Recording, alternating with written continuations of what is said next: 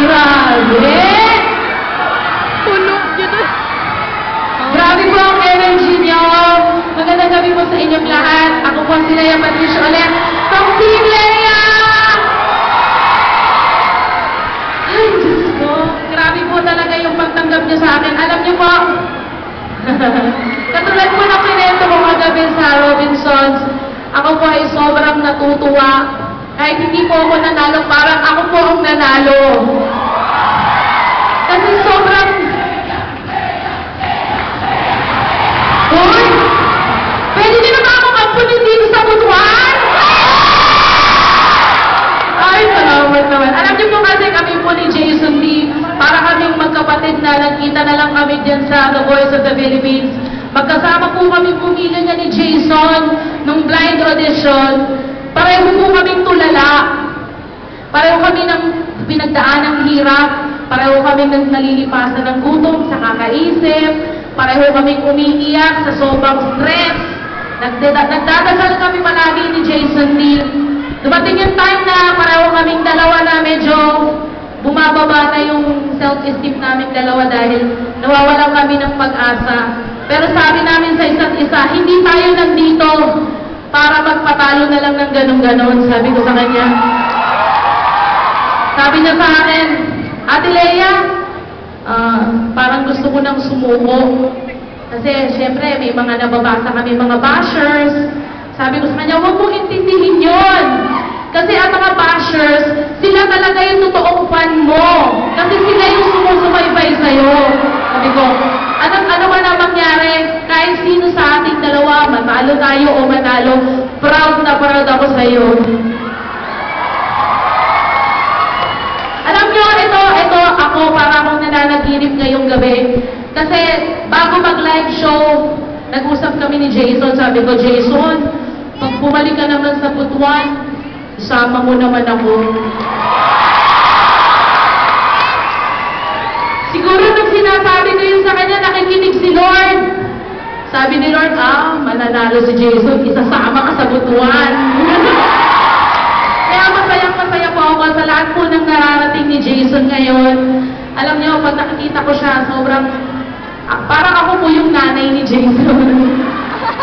Kasi talagang natutuwa ako sa narating niya, yung mga pinagdaanan niya, alam ko po, kaya ako po ay nagpapasalamat sa inyo dahil buong puso niyo pong sinuportahan si Jason.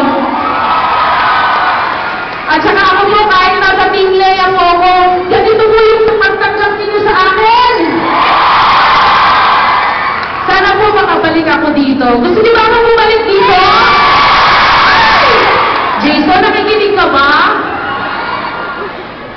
Salamat po sa mga tao na tumanggap po sa amin dito, sa amin nilang mga kids. Ang gaganda ng mga defenders! Grabe na yun. And kanina, nag-Viber po si Coach Lea. Binabati niya po kayong lahat na nagpapasalamat po siya sa inyong lahat. Mabuhay po ang The Voice of the Philippines. At ito pong The Voice Kids, darating na po ang The Voice Kids. Baka mamaya dito naman manggaling yung shopping ulit ng The Voice Kids. Sabi na kayo? Okay. Okay na po? Okay na po tayo? Ito pong susunod kong kanta, isa po ito sa kinanta ko during the live shows ng The Voice. At ito po ay napaka-personal ko pong paborito. Sinabi ko noon sa sarili ko na sana mabigyan ako ng chance na kantahin ito kahit sa aking tablado. At siguro talagang si Lord, di mo pa sinasabi, nararamdaman niya na. At ito pong kanta na to ay kasama po sa album namin ng Top 16. At sana po, humihingi po ulit kami ng suporta sa inyo na sana po suportahan niyo po ang album namin na Top 16. Available na po sa Astro Plus at sa lahat po ng mga record bars. Pwede niyo na pong i-download. At sa darating na April 6 po, lalabas na po yung original songs namin ni Jason, ni Renz, tsaka ni Alisa. Sana po, tulungan niyo po kami. Maraming salamat po. Ito po yung kantang inaalay ko po unang-una sa Panginoon at pangalawa po sa inyong lahat. Maraming salamat. It's entitled Healing. Medyo ha.